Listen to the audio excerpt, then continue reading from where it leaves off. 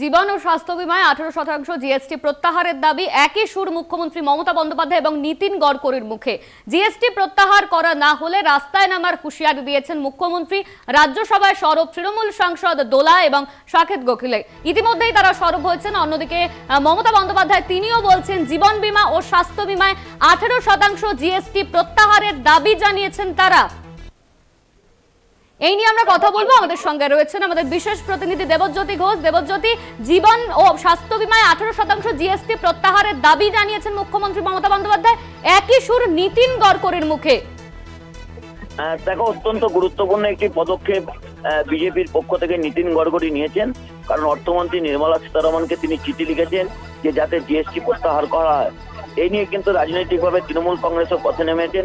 তৃণমূল কংগ্রেসের 2 সাংসদ তারা রাজ্যসভাতে সরব হয়েছেন।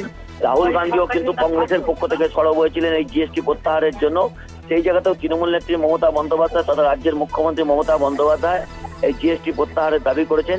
যেভাবে স্বাস্থ্যক্ষেত্রে এবং জীবন বীমাতে জিএসটি দেওয়া হচ্ছে তা নিয়ে কিন্তু বড়সড় পদক্ষেপের পক্ষে কিন্তু কেন্দ্রীয় সরকার।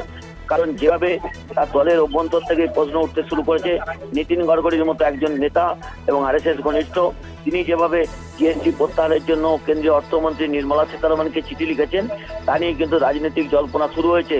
তাহলে কি কেন্দ্রীয় সরকারের পক্ষ থেকে কোনো ব্যবস্থা নেওয়া হবে? তবে এই নীতিন গড়করির এই চিঠি নিয়েও কিন্তু একটা রাজনৈতিক জল্পনা চলছে। তাহলে কি পরোক্ষভাবে আরএসএস এর পক্ষ থেকে তাকে এই চিঠি লিখতে বাধ্য করা হলো? তা নিয়ে কিন্তু রাজনৈতিক মহলে একটা জল্পনা চলছে।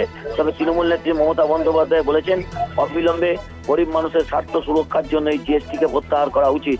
অনন্যা, ধন্যবাদ তোমায় দেবজ্যোতি। আমাদের সঙ্গে ছিলেন আমাদের বিশেষ প্রতিনিধি দেবজ্যোতি ঘোষ।